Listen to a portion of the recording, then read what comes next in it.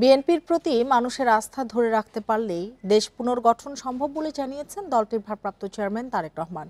আস্থা নষ্ট হয় এমন কাজ থেকে বিরত থাকতে নেতাকর্মীদের অনুরোধ জানান তিনি। রোববার একাধিক অনুষ্ঠানে ভার্চুয়ালি যুক্ত হয়ে এসব কথা বলেন তারেক রহমান।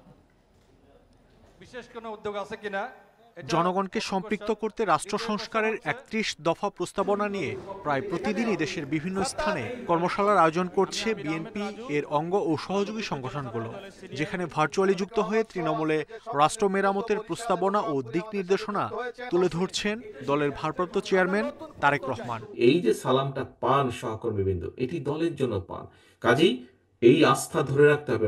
রোববার খিলক্ষেতে ঢাকা মহানগর উত্তর বিএনপির কর্মশালায় যুক্ত হয়ে তারেক রহমান বলেন, সংস্কার প্রস্তাব শুধু বিএনপির জন্য নয়, দেশের প্রতিটি মানুষের আকাঙ্ক্ষার প্রতিফলন এটি। স্বৈরাচার পালিয়ে যাবার পরে কিছু কিছু ক্ষেত্রে আমাদের কিছু কিছু নেতাকর্মী বিভ্রান্ত হয়েছে এবং এই বিভ্রান্তির কারণে তারা এমন কিছু কাজ করছে যেই কাজগুলো মানুষ পছন্দ করছে না।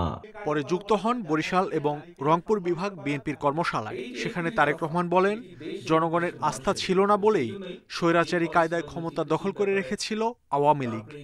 আপনি আপনার রাজনৈতিক অবস্থানের ফায়দা নিয়ে যদি অন্য কিছুতে মনোনিবেশ করেন, আজ নালে কাল নালে পরশু আপনি ছিটকে যাবেন, আপনার সব পুঁজি ধ্বংস হয়ে যাবে।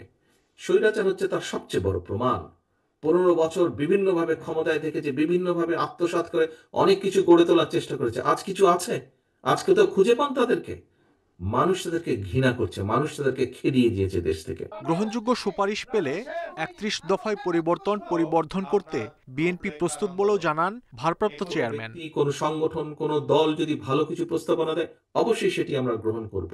মাহমুদ শরীফ, ইন্ডিপেন্ডেন্ট নিউজ।